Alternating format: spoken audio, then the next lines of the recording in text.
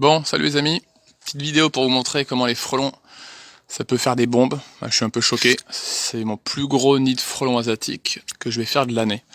On est le 13 juillet, demain on est mardi, c'est le 14. Les gens n'avaient pas vu ça.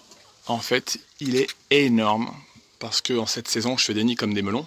Celui-là, c'est plus la citrouille. Et je vais te dire, pour Halloween, en effet, celui-là, il fait bien flipper, il fait à peu près 40 cm de hauteur, mais les gens ne l'ont pas vu parce qu'il y avait un nid, il y avait des valises devant le nid. Donc du coup, c'est en débarrassant un peu toutes les valises qu'ils l'ont vu.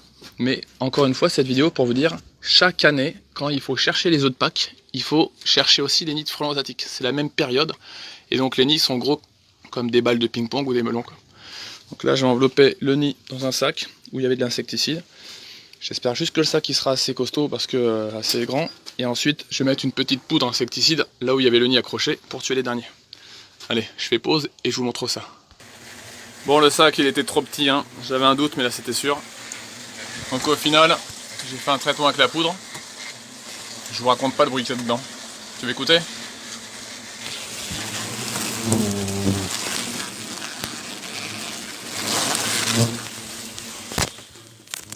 Ouais, je pars parce que je me fais attaquer, évidemment je suis avec ma combinaison. On va attendre que les derniers reviennent dans le nid et puis qu'ils passent dans la poudre. Mais c'est quand même un gros nid. Allez, on ferme. Et puis on va les laisser mourir et on enlèvera le nid plus tard. Mais en tout cas, quand vous avez des frelons comme ça chez vous, ne le faites pas vous-même. Et puis évidemment, les gens ne les ont pas vus forcément rentrer parce qu'en fait, tout se passe au niveau d'une tuile là-bas. Donc si vous avez un nid de frelons, appelez un professionnel, faites rien vous-même. Et surtout, regardez au début du printemps vers Pâques. C'est à ce moment-là où on découvre les nids de frelons asiatiques qui sont cachés dans les cabanes pour le jardin, pour mettre les outils de jardinage, sous les petits appentis comme ça, sous les rebords de toiture, tout en haut là, au pignon, surtout dans les cabanes pour les enfants aussi.